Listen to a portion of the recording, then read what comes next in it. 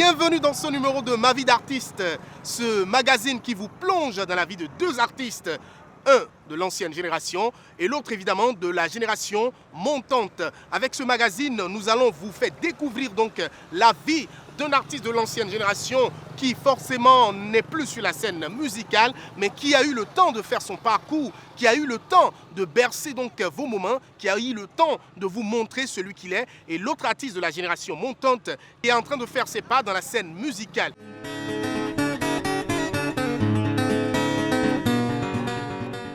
De Pouya dans la Takora, son village natal, à Paris en France, en passant par Cotonou, quel féru de la musique des années 70 oserait dire qu'il est resté une seule fois insensible aux mélodies de Pierre Dassabouté. La paternité de la chanson mythique, dont le titre est le message, lui revient alors qu'elle a longtemps été attribuée par certains au doyen Gégé Viqué à cause de la similitude de leur voix et du doigté sur la guitare, leur instrument de prédilection. Sans me douter de rien, je t'ai tendu la main tendrement. Sa stature élégante et imposante abrite une âme d'artiste charitable dont le génie créateur n'a pas pris une ride malgré les années qui passent. Cette sommité de la musique béninoise multiprimée est l'artiste de la génération des anciens que nous recevons dans ce numéro de Ma vie d'artiste.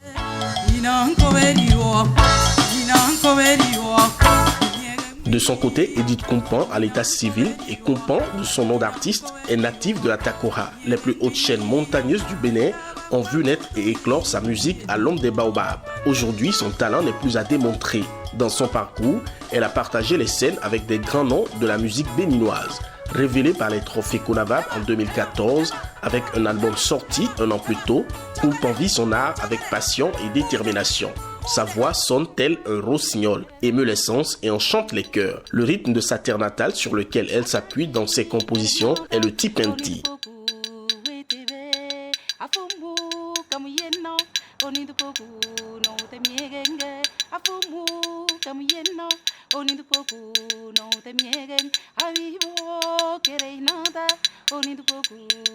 Certainement ta carrière, tu l'as débutée comme tout le monde à un moment donné. Et quelle est l'inspiration qui a propulsé ta carrière? L'inspiration qui a propulsé ma carrière, c'est que je suis restée dans une chorale. La chorale Sainte-Thérèse de l'Enfant Jésus. J'ai intégré cette chorale en 2000. La chorale de Nati Tengu. De Nati Tengu. Bien sûr. Et dans cette chorale, nous avons eu un maître de chœur qui nous apprenait à déchiffrer tout et tout. Les partitions. Voilà, les partitions. Et puis, bon, un jour, l'inspiration est venue comme ça. Et puis, bon, j'ai composé ma première chanson. Et c'était quelle chanson? C'est la chanson Tunte. Et parlez-nous un peu rapidement de votre carrière. C'est parti de cette chanson. De cette chanson. Et en 2013, le 30 novembre 2013, j'ai lancé mon tout premier album ici à Nati Tengu, à la maison TV5. Ouais. J'étais accompagnée de mon orchestre et plusieurs artistes sont venus, dont mon papa Dassabouté qui était présent, et papa Bagri qui était présent et plusieurs artistes aussi qui sont venus me soutenir. Dassabouté que nous allons rencontrer, vous le savez, n'est-ce pas? Oui. Évidemment. Donc, oui, vous parliez donc de cette carrière. Oui. Donc, c'est par là que j'ai commencé. Et déjà en 2014, j'étais retenue pour représenter la Takora à Conavab. Donc, nous étions 8. Moi, je représentais ici la Takora. Il y avait aussi d'autres artistes, donc nous étions 8. Et j'ai eu le 3e prix. C'est ça. Oui, le premier c'était Max Sédégan, le deuxième Kalamoulaye et puis moi le 3e prix. Le 3e prix. Pour un début, c'était pas forcément mauvais. Hein? Alors, Compan, donc dans ce parcours d'artiste, dites-nous, vous avez fait beaucoup de scènes déjà quand même jusqu'aujourd'hui. Si, j'ai fait beaucoup de scènes. En 2019, j'étais en Guinée-Conakry. Et après 2019, j'ai fait des concerts ici, à Diastata, à Nati Tengu. Et en avril 2022, j'étais à l'Institut français de Cotonou. Et après ça, l'année passée, j'étais à l'Institut français de Para. Voilà.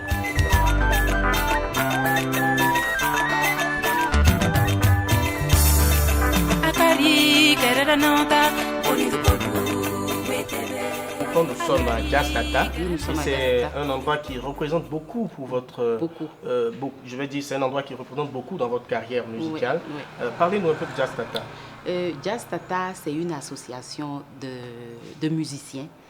Et ces musiciens forment les plus jeunes sur la guitare, sur les le instruments piano, de musique. Voilà, les instruments de musique. Et c'est dans ces musiciens-là que j'ai formé, j'ai pris certains Pour former votre orchestre. voilà, qui m'accompagnent. Oui. Et c'est à Jazz Tata qu'on s'est connus. Et Jazz Tata représente pour moi parce que quand je veux faire du live, c'est ici que je fais du live. Et quand je veux faire mes répétitions, des fois je les fais ici et des fois aussi à la maison. Tonton Joe est l'un des fans et sympathisants de Kumpan. Il parle ici de l'artiste. Chaque fois que les touristes viennent à Natitengu, elle a des recommandations. Allez-y voir Kumpan. On espère qu'elle va nous faire des concerts.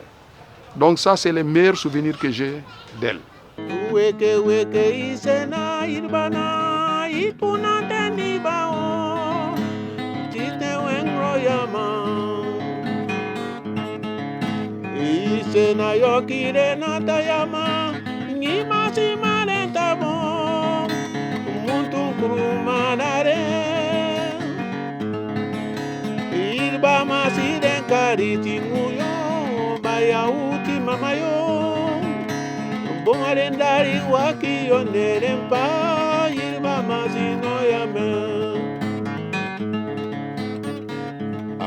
Avant, il y a longtemps, bien longtemps, c'était après le déluge.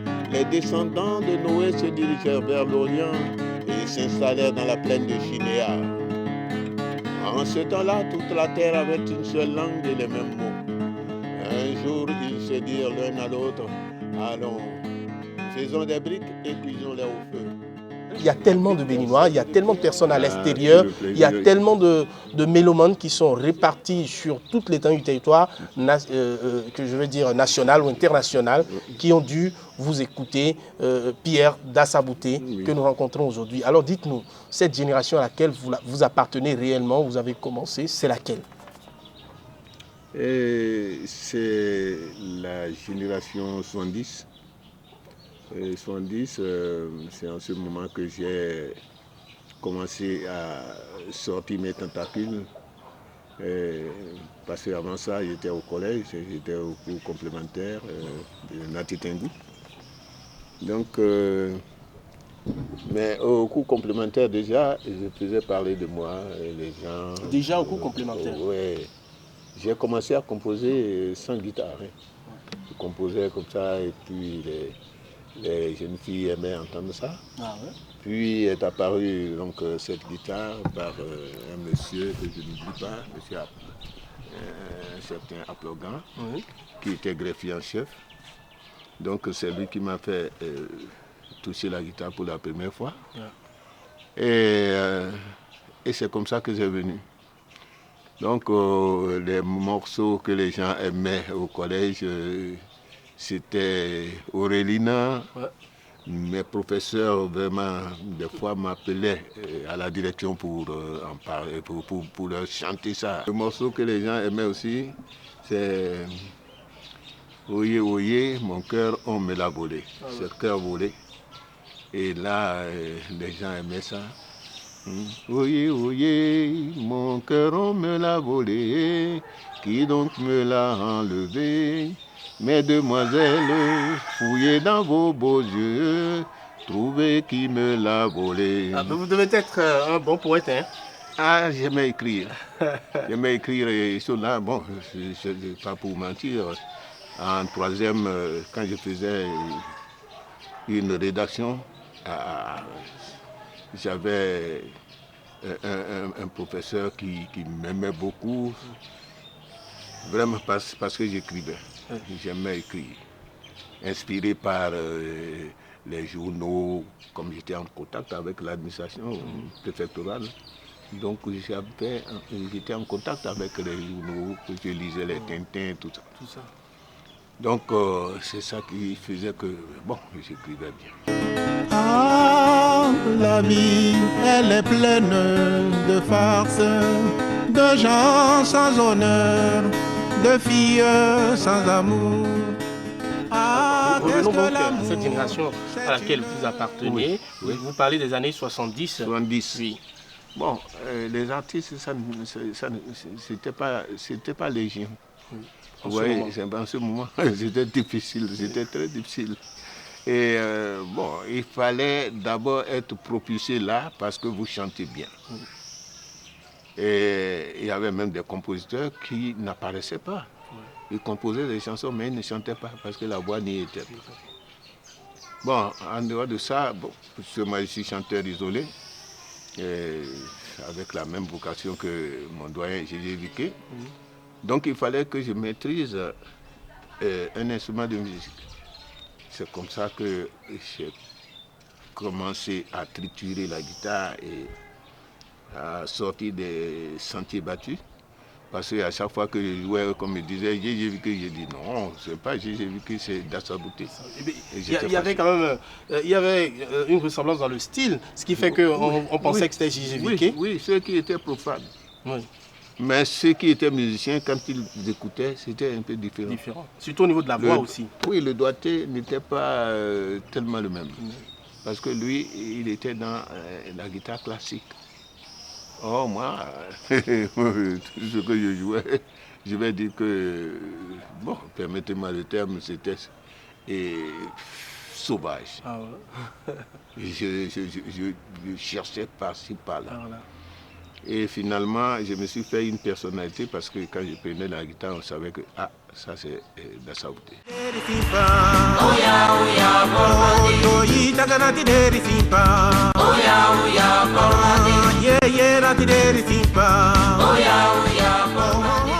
Par le doyen Gégé Viqué qui est de votre génération, Oui. est-ce qu'il y a d'autres artistes qui sont de la même génération que vous? Bon, dans mon style ou dans Non, la génération de façon, les artistes qui ne font Qui pas chantent. forcément votre style, Ah. mais qui ont émergé dans la même époque que vous, vers les années 70. Oui, on est nombreux. Blouki, Ah oui. Almeida par Almeida, exemple. oui. Et bon, les choses, Tonron sont Oui, apparus Tonron. un peu plus tard. plus tard. Un peu plus tard, Juste 5 ans après vous. après nous. Oui. Bon, il y a Sabouhan. Oui. Ouais. Nel n'était pas au pays. Oui. C'est après qu'il est descendu. qu'il est descendu avec sa teinte américaine. Après, nos jeunes frères comme Ahé, nous Vincent. Il y avait beaucoup, il y a Pierre aussi de Soda Polyrythmo. Oh Pierre, Oui. Et avec votre parcours, on a justement, vous avez eu des trophées. D'ailleurs, on en a sélectionné. Et ce trophée, c'est fierté et reconnaissance Pierre Dassabouté et héros du Bénin. C'était Ça. à quelle occasion? Ça, c'est TV5, MTN plutôt qui a organisé ce truc-là. Cette distinction. Et vraiment, c'est très très important parce qu'il y avait de grandes personnes. Personnalité. Oui, Jean Pliat et tout ça là. Mais bon, vraiment, chacun dans sa discipline a reçu. Mais ce n'est pas tout le monde. Dans une discipline, par exemple, on choisissait les meilleurs ou le meilleur. C'est ça. Donc ici, c'est en tant qu'artiste, on était 4. Oui. Dans tout le Bénin. Dans tout le Bénin. Oui. On était 4. Dans la section musique. Oui, il y avait 2 à titre posthume et 2 Guimard. Oui. Donc à titre posthume, c'était ceux-là, Jonas Pedro et Gégé Viqué. Et maintenant, ceux qui sont Guimard, il y a Angélique Kidjo et moi. Oui. Bon, Angélique Kidjo, c'est ma petite sœur. Bien sûr. on a bolingué ensemble avant qu'elle ne s'éclate. Oui, bien sûr. En Europe. Nous avons eu le plaisir de rencontrer aussi la tendre épouse de Pierre Dassabouté, qui nous parle de leur rencontre amoureuse. Évidemment, la guitare du jeune artiste de l'époque a joué un rôle prépondérant dans cette conquête qui va durer toute la vie. Dans l'homme est bailli, cours secondaire tout mauvais. Plein de mime, mon midi l'été. Ni déjà, et non un guitare. Cousine chez les flins, cousin chez les flins. Marat chez Yemia Wewe, yo sous les tout flins. Donc, ni wa huijaï, et non tira. Donc, Flin ouais. Quand no jilo eno wane kan yi mede wo eno che fanfun. Eno che fanfun blo raconte eno do ho nele na mi blo do ajru. Eno do ajru. Eme de no yodo contele eno do ajru bo yin de wo. E wa ne na mi bo. E do ho na mi bo yigbe. Nous prenons alors la direction de Bokrona Pouya, village natal de Pierre Dassabouté. Ce village qui a joué un rôle significatif dans sa carrière. Il y tirait la grande partie de ses inspirations. Et c'est également dans ce village que Kumpan aura l'opportunité d'échanger avec son aîné dans la chose musicale.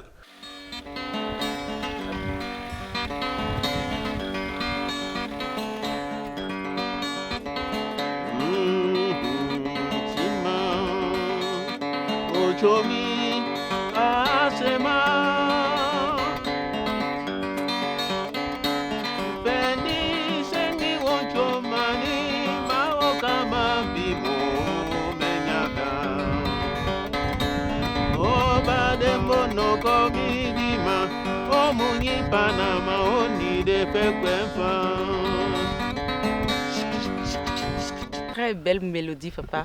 Bravo, bravo. Ben, qui sort maintenant assez péniblement.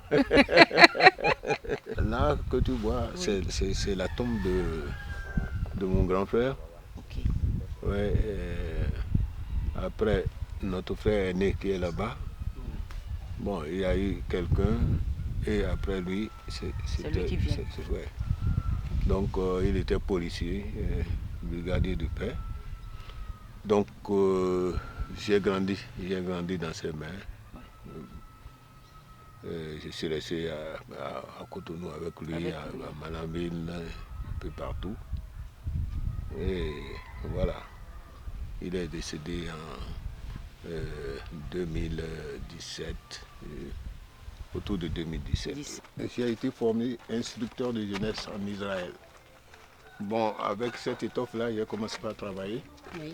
Et ça m'amenait à des grandes rencontres de jeunes, jeunesse mondiale et tout ça là. Je suis allé à New York par exemple en 70. 70. Oui, au 25e anniversaire de la jeunesse mondiale. Et après ça, je suis parti au Canada. Bon, toujours sous cette étoffe-là. Ouais. Mais toujours été dit que chaque fois que je me présentais quelque part, ouais. Ma guitare était avec présente. Ta guitare. Parce que j'avais l'art d'improviser. Ouais. Je me mets quelque part et on m'indique quelques points et tout ça là, et je me mets à improviser. Par exemple, vous allez répéter à Bombay, à Bombay, à Bombay jusqu'à Pouya.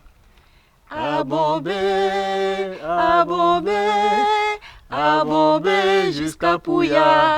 Oh, oh, à Bombay, à Bombay, à Bombay jusqu'à Pouya. Voilà. Ma petite, je ne vais plus continuer.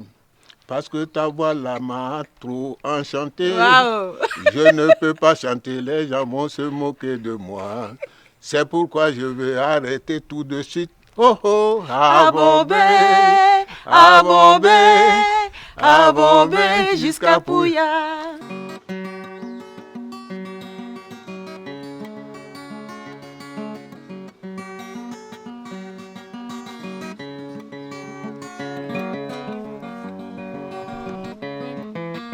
Bokrona, mon petit village, au creux des montagnes. Bokrona, pequeño pueblo mío, en las montañas. Bokrona, Pouya, donde yo vi el sol. Quand j'ai dit au creux, Bokrona, c'est Bokrona. Bokrona. Bokrona, Pouya. Ouais. Et je parlais au creux des montagnes. Ouais. Mais ce n'est pas mon village qui est au creux des montagnes. C'est ici, quand j'arrivais ici, là, en composant la chanson, mes idées étaient à la rivière ici, mes idées étaient ici tout autour. Et comme vous le voyez, vraiment, c'est dans la montagne. Dans la montagne, au creux de la montagne. Oui, et en ce moment, je l'ai composé. à Madrid, la chanson. Donc c'était la nostalgie, j'étais assis. Quand c'est arrivé, j'ai donc composé cette chanson-là. J'ai dit au creux des montagnes. Voilà, Bokoro Napuya, mon petit village au creux des montagnes.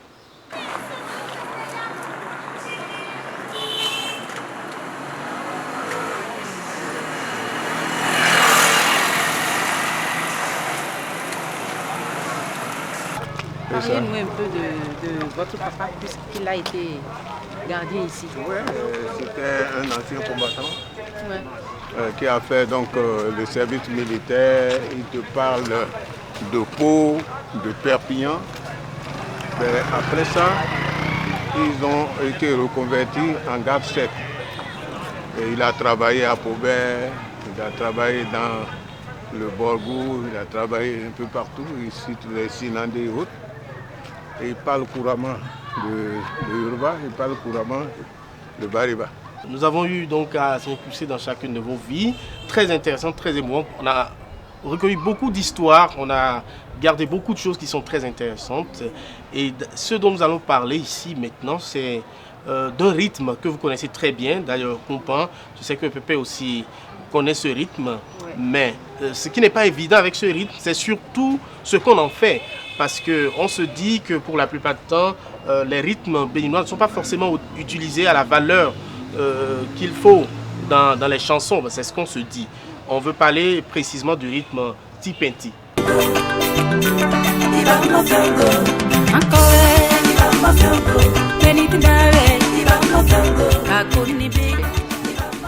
Tipenti veut dire sarclage. Au temps de nos aïeux,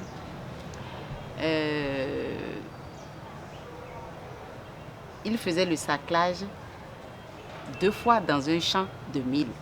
Et le dernier sarclage, c'est qu'il invite, le propriétaire du champ invite, disons, toute la population de ce village-là à venir sarcler son champ. Bien sûr. Et le jour-là, c'est qu'il a déjà la boisson qui est là, le tchoukoutou qui est là, la pâte, en tout cas tout ce qui est mangé pour ceux-là qu'il a invités pour sarcler son champ. Donc à la fin, tout à fait le soir, c'est que c'est la fête qui commence chez celui qui les a invités. Donc là, nous avons les chanteurs, nous avons les danseurs et c'est toute une fête. Donc c'est toute une fête. Et cette soirée-là, c'est que est dédiée à Tipenti.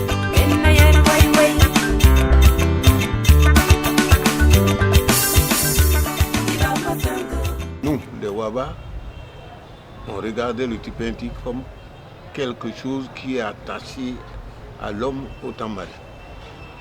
Donc ça vient de ces tryphons. Ça a été créé parce que les ancêtres l'ont voulu ainsi. Et c'est une danse très spectaculaire qui montre vraiment la jeunesse. Ah ouais, ça danse bien.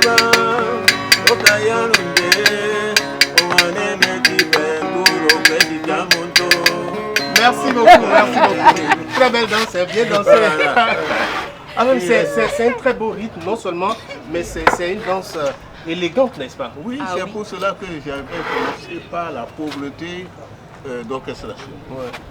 Pour déboucher sur le fait que nous avons beaucoup de travail à faire.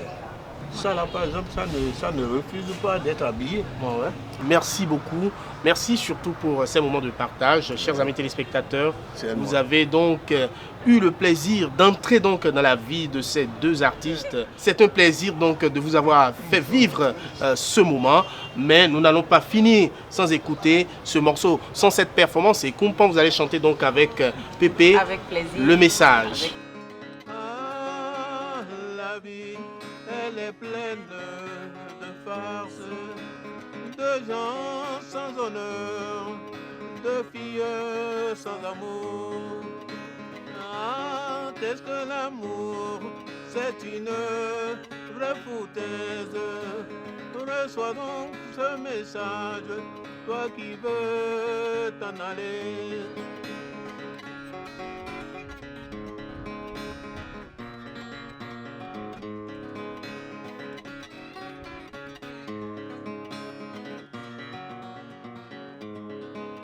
Maintenant que tu as connu la vie du bon, mauvais côté, tu t'amuses à sauter de main en main sans penser que c'est dangereux.